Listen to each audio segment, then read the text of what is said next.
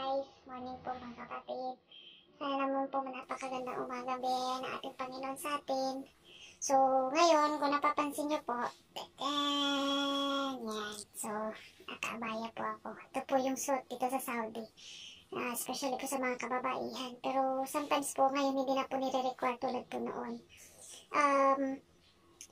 Ngayon po, nag-fasting po kasi ako since 7 o'clock po kagabi. And magpapacheck up po na ang Ate Melay ng dugo. So, medyo nininervous ako. Although nasa medical field ako. Nakaka-nervous din po pala. And sana nawa po na okay po ang lahat.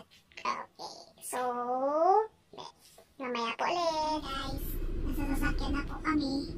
As usual po, kadan, ang Kuya Rani po ang ating driver. And then, ayan po ang Ate Jen. Papasok na rin po ulit. And then, hatid na rin po namin siya. Yan. So, mamaya po ulit pagdating po ng clinic.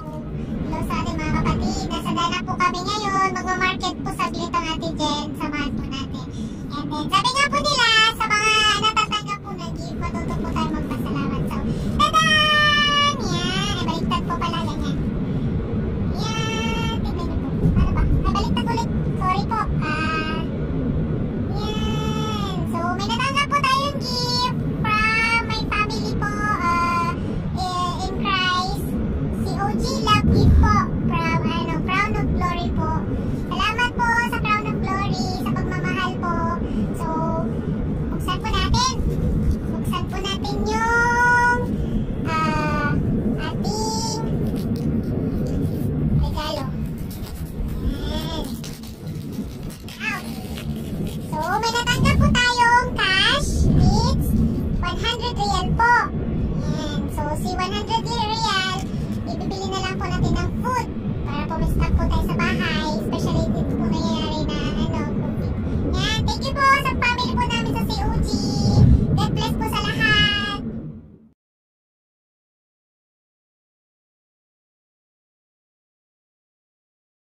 Hello mga kapatid.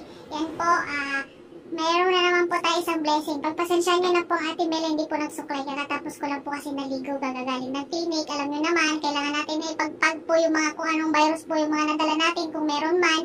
Pero nawa po, wala at po natin protektado tayo ng Lord. So, kay Ate Jen po, salamat sa pagbibigay ng Lipton. Okay, kita pala, English, okay.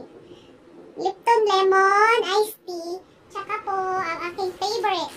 Ang paborito po ng ating Belay. Yan, chocolate cookies po.